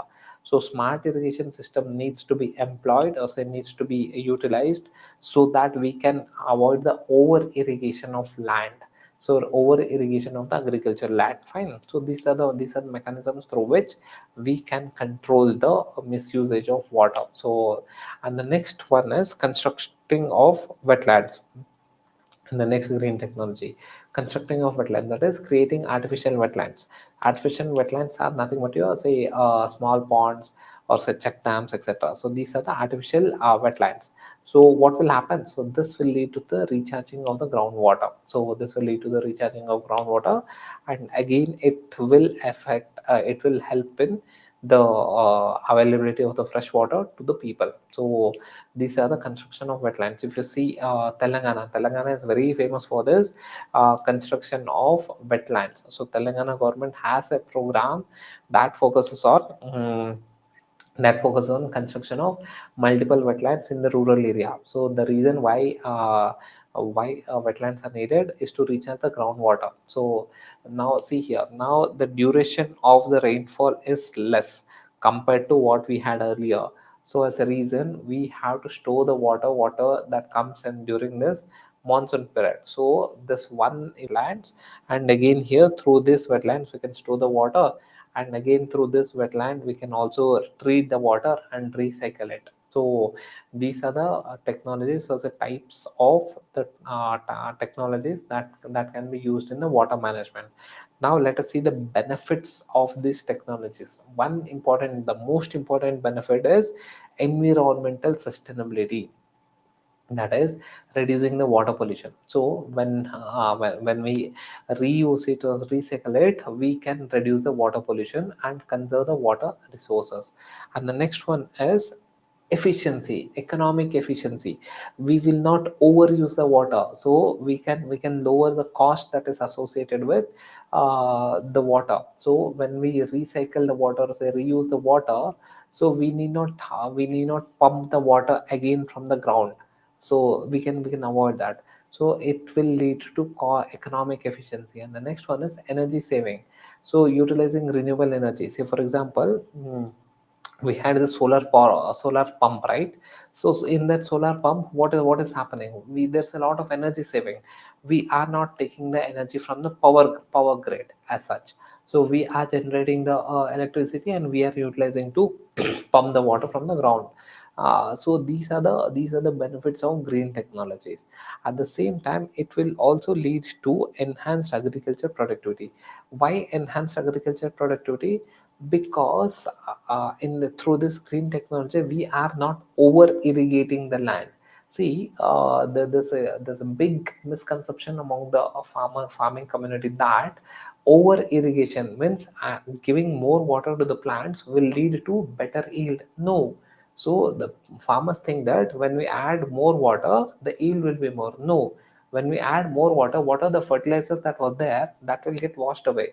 So again, the yield will again come down. It is not that through over irrigation the yield will be more. It is opposite. If there's over irrigation, the yield will come down.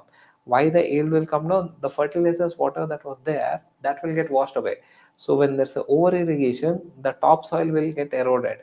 The topsoil will have a lot of fertility, so that will get eroded. So as a reason, the productivity will come down. Fine. And the next one is community empowerment.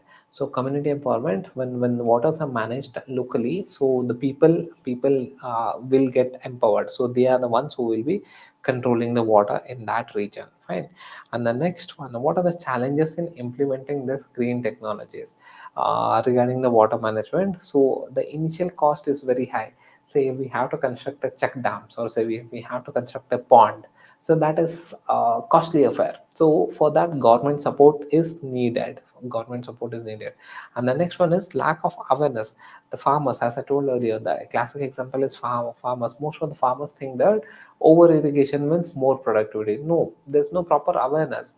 Because of lack of awareness, the water is not being managed properly. So as a reason, the implementing green technologies becomes challenging. And the next one is policy and regulatory hurdles. The policy is not very conducive to implement all this green technologies. It is not very favorable. There's lack of subsidies on this green technologies. So these are the challenges that are there in implementing the green technologies. And the next one is maintenance. So even if you implement the green technologies, there's an issue of maintenance. So see, for example, if you consider the smart agricultural irrigation system, that has a lot of sensors. So that requires a lot of maintenance. If there is some error, how to rectify it? So that requires a lot of maintenance. So these are the challenges of implementing the green technologies in managing the water in India. Fine. So these are the challenges. Okay, any doubt in this one? But however, this month, that is month of May, so Kurukshetra was very important. Please get a physical copy of that, or say if you get a PDF of that, okay, read all the articles. It's very important from your GS1 perspective and again your GS3 perspective. Fine. Any doubt over here? If you have any doubt, please let me know so that we can discuss the doubts. Else, we can go to the next topic. Any doubt? Any doubt?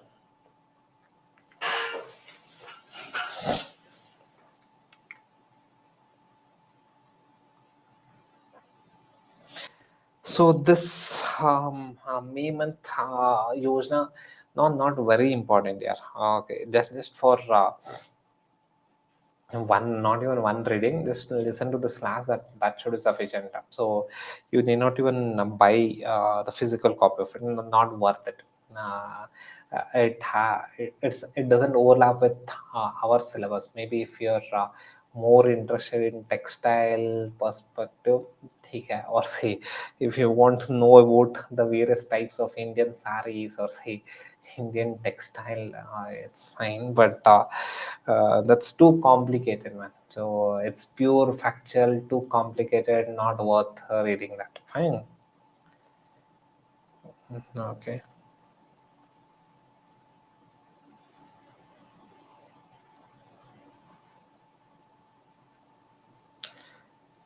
Okay, so again here, be very cautious if you are doing Yosna.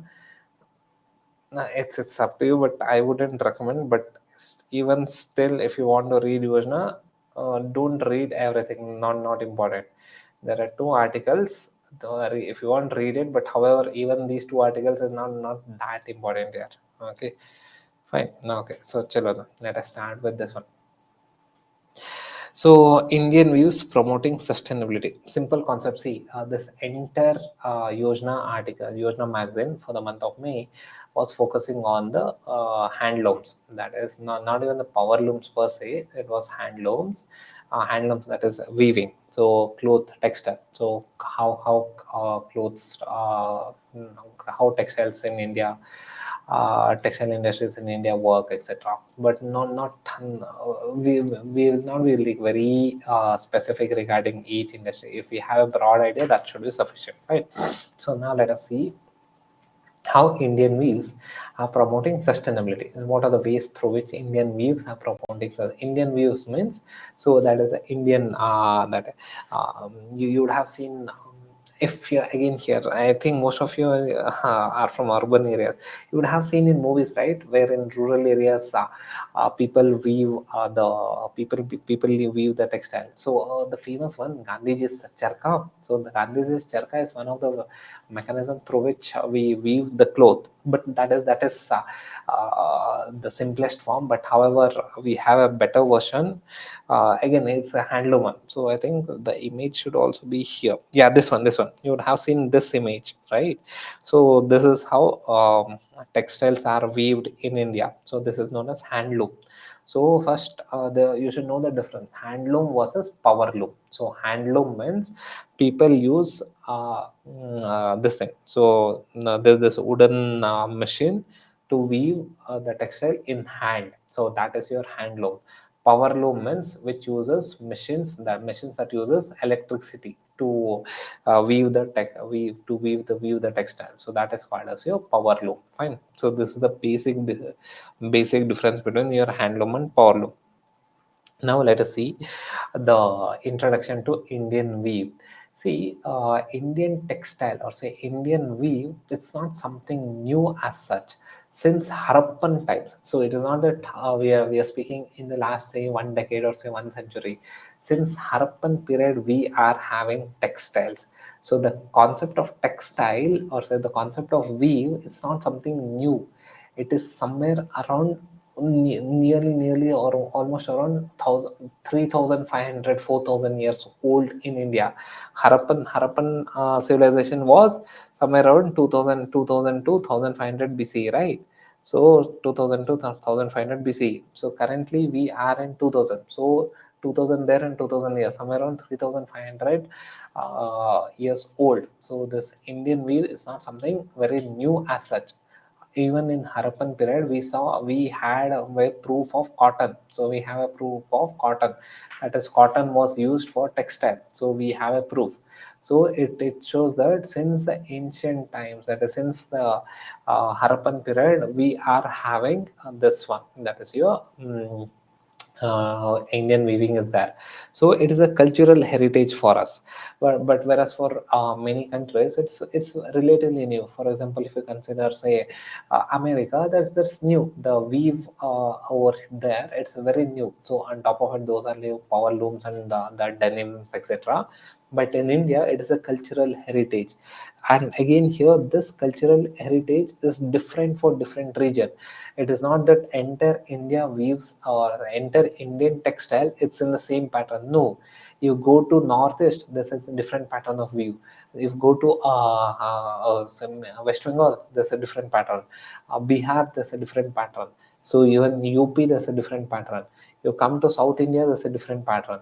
So Karnataka has a different pattern, Kerala has a different pattern, Andhra has a different pattern. So it's highly diverse. That is, the weave technologies in India is highly diverse. On top of it, it's a cultural heritage.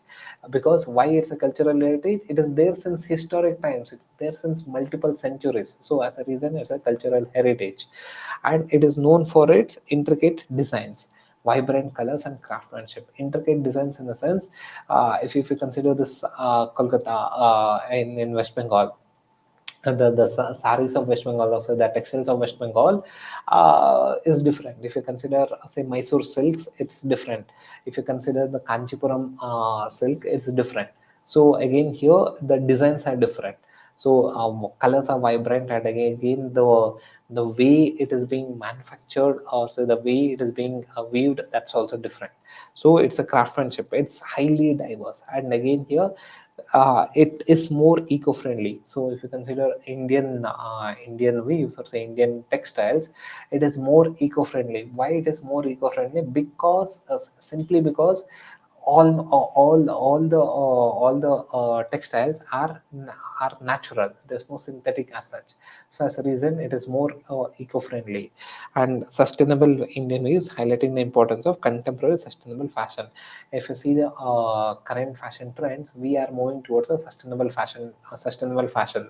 But earlier, say 1 decade back, the most of the people were focusing on fast fashion in the sense, you utilize this cloth or t-shirt for say 3 4 times and then you discard it. That is the fast fashion. Now the world is moving towards sustainable fashion. For that, Indian weave is one of the important pillar, because historically Indian weave has been a sustainable one. You would have seen your parents, right? Your parents, you use the same sari for uh, multiple years, same shirt, pant, dhoti, same everything for multiple years. So it is a sustainable one. So again, it is not that we, that is Indian weaves are focusing on sustainability in the recent times. Historically, we are Indian weaves always focus on sustainability. We focus, that is Indian weaves focus more on quality rather than the fashion perspective. But in the current time, the current trend is that we are more focusing more on the sustainability rather than the fashion. So that is the in the post 2015, the Paris Agreement. So after this, we are more focusing on the sustainability, that is sustainable fashions, not the fast fashion. Fine. So this is where we are moving, and there's a very good documentary on this fast fashion in Netflix. If possible, watch it. Yeah, that's a wonderful documentary. We'll get to know that what are the wrong things that are happening due to this fast fashion industries. Mainly all this. There are so many fast fashion industries, right? Zara, these elements. So yeah, not yeah. Okay. Yes. Yeah, it is cool to wear fast fashions, all this Zara's and H&M and all these things. But however, uh, we have to be more sustainable in nature. It is not that use and throw. uh, we shouldn't be using a t-shirt or a pant for 2 3 times and then discarding it. That's not the right way. Fine. Okay, so now let us see the natural fibers. Again here, natural fibers in India, Indian weaving. Again, why Indian weaving is considered as a sustainable fashion? Because we always use natural fibers. So if you consider, say if you consider any of the t-shirt from any of the fast fashion brands, like say Zara or say H&M, or say any of the Levi's, etc. Levi's to some extent okay, but the fast fashion brands, so their clothes are not very much sustainable in nature, because they use a lot of synthetic materials. So, but however, Indian fashions are Indian weaves are more towards your you utilize a lot of natural fibers like say cotton, silk, jute, wool. So these are the natural fibers. So, and again on top of it, it is sourced locally. So since it is sourced locally, the transportation is also very less, and there's no emission that is caused from transportation. So the transportation is also less, and again it supports a local agriculture, so reduces the transportation emission. So that is one of the reason why Indian fashion is more sustainable. And the technique of the, again here, hand spinning technique and natural dyeing, and the dyes, the colors that if you see all this West Bengal, or say this Kanchipuram silks and all saris, or say any of the textiles, the dyes are very much natural. So there's no artificial colors that are included, or say that are involved. So because of that, it becomes more sustainable, and it is more environmental friendly compared to what is there in the Zara's and the other fast fashion brands. So this Indian fibers, that is, we use a lot of natural fiber, so because of that, it is more sustainable. And now let us see the exactly, Prakash, khadi, good. Yeah, now let us see the environmental impact. See, traditional weaving methods, like say how the Indian weaving, that is the handloom methods, use very little chemicals if required. But most of the Indian textiles, like khadi, etc., so there is no chemical usage as such. So it's completely chemical free, and the Indian textiles, or say the Indian weaving, uses very less water compared to your modern textile industries. So if you are in any of the textile belts, say around Surat, or say around Coimbatore in Tamil Nadu, so around Kanpur in UP. So if you are in this belt, you would notice that the modern textile industries utilizes say probably a huge amount of water. So it is because the modern textile industries uses a lot of chemicals for dyeing the clothes. So since they use a lot of chemicals for dyeing the clothes, there's a lot of washing that is required.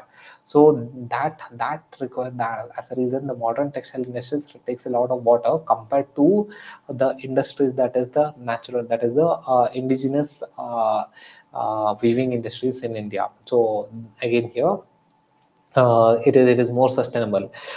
In the Indian views, that is, we use the natural dyes from plants, minerals, insects, etc., in order to color the textile. We avoid using chemicals. So this way we can reduce the environmental impacts. And again, the Indian views also have a socio-economic impact. Socio-economic impact in the sense, the if you go near this any of the textile regions, say near Kanchipuram, or say near Varanasi, there's a huge textile hub near Varanasi, or say Surat, Kanpur, and all, these are more of power looms. I'm talking about the handlooms. So if you go near Kolkata region, so again, there's a lot of handloom in the sense, making textile through hands. So that is your handlooms. So this handlooms, when all these khadis are made through handlooms, and this has a lot of socio-economic impact. One is, it will provide livelihood, or say it will provide jobs to millions of peoples, mainly in the rural areas. That will help in their livelihood. And secondly, it will generate income in the rural areas. So this is one of the important source of income, that is the handloom sectors is one of the important source of income. And this will again, it also acts as a cultural heritage, where the culture can be transmitted to the next generation. And this textile sector also helps with the agriculture and trade. So how? Because say for example, if you consider silk textile, silk, from where do we get silk? It's from the silkworms. So again, the farmers will also get benefited because of the silk handloom industries. So this will have a sustainable impact. On top of it, Indian views in the weaves in the recent times are focusing on sustainable fashions. That is, Indian views are increasingly incorporating sustainable fashion trend in the sense, not using a lot of chemicals, using natural fibers. So natural fibers and handloom textiles. So these are the sustainable fashions that Indian weaves are promoting. And at the same time, the sustainable fashions also focuses on, that is, helping Indian views, and reducing the fashion industry's carbon footprint. See, the fashion industries, again here. So the new fast fashion industries have very bad impact on the environment, because they use a lot of water. On top of it, they use a lot of chemicals that will pollute the water.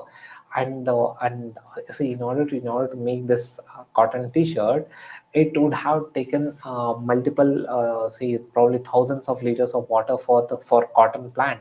And now, if I don't use this do not use this t-shirt for long duration, and if I use it for say for 2 or 3 times and then discard it, it's a waste. So this is what the fashion industry is promoting. But however, Indian views is completely against this, and Indian views are promoting the sustainable fashion. But there are challenges to the Indian views. So what are the challenges to the Indian views? The most important challenge is competition from the mass production, mass produced textile. See, the Indian views are handlooms. So handlooms, it is, see, in order to make one sari, it would easily take somewhere around 20-25 days.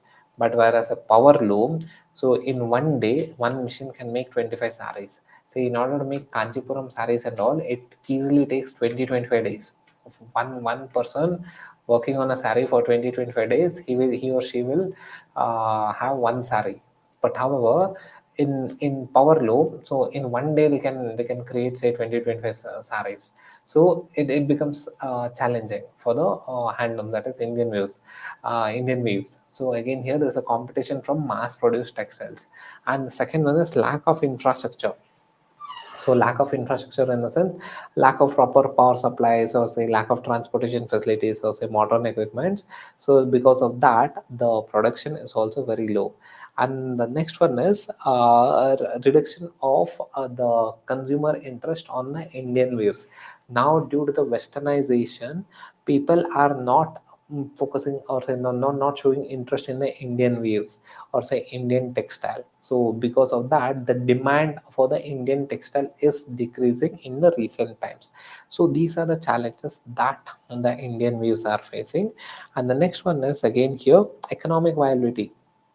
See, for a artisan, for a handloom, for a person working in the handloom industry, so if he or she works in a handloom industry, so they will take say multiple days to create, or say to manufacture one sari. And this one sari, they'll sell it for 800 or 1000. But if the same person works in another industry, he or she can get say 400-500 rupees of salary per day. So easily they can make better money in another sector. So economic viability of the, yeah, Indian textile industry in itself, handloom industry in itself is being questioned. And the next one is market access. See, due to this cheap Chinese silks, or say cheap textiles from Bangladesh, Philippines, and Vietnam, again, so market access is shrinking. And sustainability concerns. So again here, usage of water, so is also causing sustainability concerns. These are the recent challenges that the Indian textiles are facing in the recent times.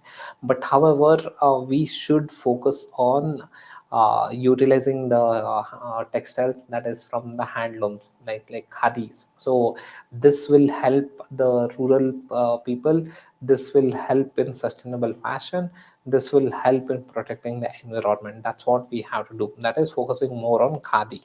So the next article is regarding khadi itself. Khadi again here, it was a brand for, or say it was a brand for India's freedom movement. So now let us focus on this one, khadi. Okay, khadi shop are on the verge of closing in town, sir. Yes. Yes, yeah. So that is one issue. So as much as possible, we have to start using khadis. Okay, fine. So this article again here, simple article again. This month Yojana magazine was mainly on all this kind of Indian textile, etc. Nothing much important from UPSC perspective. But however, this article had some element of modern history. That's the reason why I have taken this article. Fine. So again here khadi. So it is an icon for Indian independence. So Gandhiji. So again during Swadeshi movement 1905. So that time also khadi was very important. It became a trademark of showing nationalism. Again Gandhiji followed the same thing. So using of khadi and boycotting the textiles that is that is imported from British. So that was one way of protest against the British. So khadi was an icon for India's independence. So what is khadi, by the way? So khadi is nothing but this hand spun or hand woven natural fibers. Mainly, say again here, khadi. Please avoid this misconception that khadi means only cotton. No, khadi. The word khadi means it's a natural fiber that is hand spun or hand woven. The natural fiber can be your cotton, it can be silk, or say even wool also. We can mix cotton with wool or say cotton with silk. That's also possible. So khadi doesn't mean that it's cotton only. Fine. So again here, another feature of khadi is that it is more coarse. So the khadi is a more coarse texture. It is not like a smooth finish like your machine made. It's more coarse texture. So this is the basics about your khadi. And again here, the khadi textile can be used to make various garments. So that is your say saris, dhotis, kurtas, or scarves. Khadi is very versatile. So it is not just khadi can be used only for dhotis as such.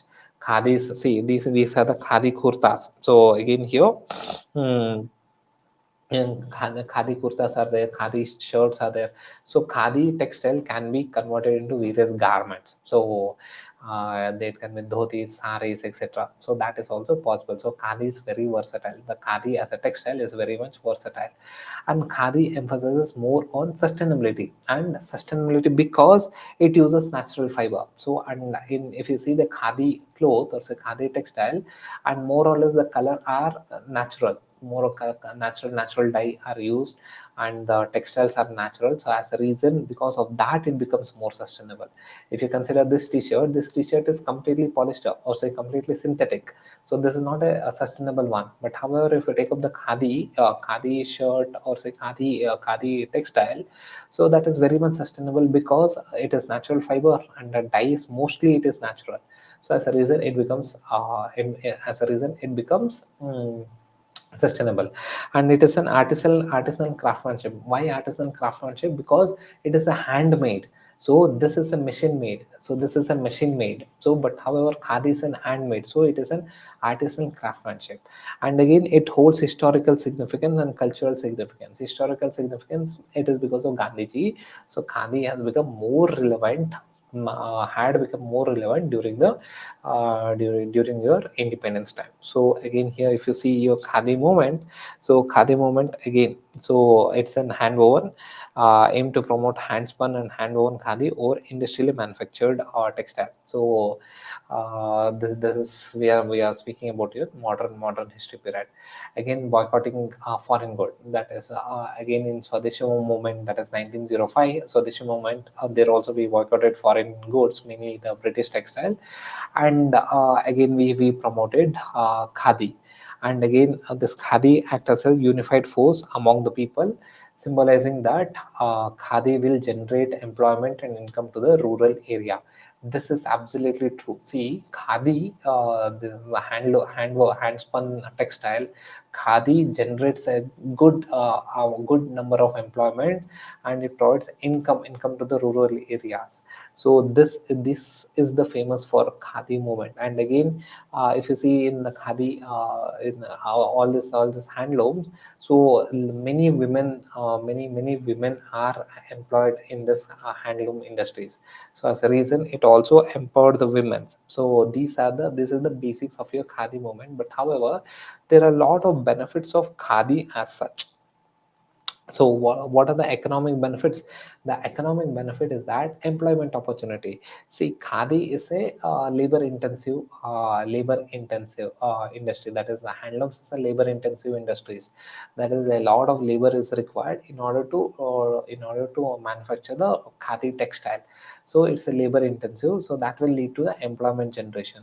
And again, it will lead to the sustain, it will provide a lot of livelihood to the artisans and weavers. And it promotes, that is employment generation, it's at the grassroots grassroots level. See, khadi, the handlooms are done at the grassroots level, that is at the village level. So again, it economic development will take place in the grassroots level, so village level, and it will revive the sustain. It will revive and sustain the cottage industries. So in cottage industries, if you we study in economics that it is more of that is it is more of your uh, labor intensive. So cottage industries has a high labor intensive industries, so it generates a lot of employment. So your khadi is one of the labor intensive one. And again here khadi is also has a lot of environmental benefit because there is a natural fiber that is being used. There's no artificial synthetic materials. On top of it, the dyes are very much natural, and there's no power that is being used as such. So electricity is also very minimal. So there's no generation, and then there's no waste generation as such, because the natural dyes are used. So there's no need of repeated washing. Whereas in a synthetic clothes like this, since there's a synthetic dyes are used, repeated washing is needed before the garment is given to the customer. That leads to a lot of water pollution. But that this is not there in your khadi as such. So khadi is more environmentally sustainable. On top of it, khadi also helps in the cultural preservation. How cultural preservation? Khadi is not something new to India. Since ancient times we are focusing on khadi, that is khadi is integral to India, and khadi is an integral to India's independence. So this khadi chakra is a symbol for Indian independence. So again, khadi in itself has a cultural value. So khadi, that is khadi helps in the cultural preservation. So it's not like your fast fashion where it is more of westernization. Khadi in itself is a cultural preservation. It is more of an Indian thing. Wearing khadi is more of an Indian thing. So it in itself is a cultural preservation. And secondly, and the next one is khadi helps in women empowerment. As I told, as I saw earlier, that is khadi in the handloom sectors, women are employed more compared to male. So since the cottage, and say what is the meaning of cottage industries? The industries that run at the household level, so that is cottage industries. So in this cottage industry, so mainly women are employed. So as a reason, this khadi helps in the women empowerment, because it is the women who get a lot of employment in this khadi industry. So there is a women element of women empowerment involved in khadi. And the next one is your khadi also has, that is ethical consumption, aligns with the ethical consumption, in the sense it is more about your sustainable fashion. Ethical consumption is nothing but your sustainable fashion. It doesn't focus, that is it utilizes what is that, natural fibers. There are natural dyes, less water consumption. So because of that, it's more of an ethical consumption. On top of it, the khadi clothes are more sustainable, more durable than the regular synthetic clothes as such. So as a reason, it is more sustainable. There's more ethical consumption, involved in khadi. So these are the benefits that are there in khadi. So there are, because of these benefits, government is also promoting khadi. So what are the measures the government is promoting khadi? So government has created, that is KVIC, that is Khadi Village Industry Commission. So this is a dedicated commission. Khadi Village Industry Commission is a dedicated commission that focuses to promote the khadi industry in India. And again, a specific mark, that is introduction of khadi mark, was introduced in 2013, in order to guarantee the genuineness of khadi products. See, what the issue that was going on was that, so people use power looms in order to manufacture cloth, textile, and then sell it as a khadi cloth. No, khadi textile, no. So in order to avoid that, government had introduced khadi mark. See, khadi cloth means it is a handloom. That is the textile that is manufactured through handloom. So that only that is khadi. So I cannot use machines to power loom to generate khadi. No, khadi in itself means it's a handloom. So, but however, people were misusing the brand Khadi by selling the textile that was manufactured through power loom. So, in order to reduce that, Khadi mark was introduced. Again, KVIC, as I told earlier, that is Khadi and Village Industry Commission. It focuses more on that is domestic and promoting Khadi in the domestic and overseas market. And the government has signed a lot of MOUs to enhance MOUs with the private sectors to sell the Khadi products abroad, so that the market access increases. And again, agreements have been signed with the retail, that is e-commerce, or say retail chains like say Khadi corners, so that will expand the sales of Khadi. And if you consider, if you see in the Paytm app also, this is a dedicated icon for Khadi, to buy Khadi clothes. So again, tie-ups with e-commerce platform like Paytm for online marketing. And again, here government has taken efforts to attract youths by making products like say t-shirt or Khadi jeans, jackets, etc. So this is going to attract the youths. And again, there are multiple Khadi outlets in the airports, domestic airports and international airport, where people can buy Khadi products from these outlets. So these are the government efforts to promote the Khadi product in India. Fine. Okay, so this was the end of today's class. Again, here from Yojana, not much important article, but however, Kurukshetra, please get hold of your hard copy, or say get a PDF and read the articles that have been discussed today. Fine. So thank you guys.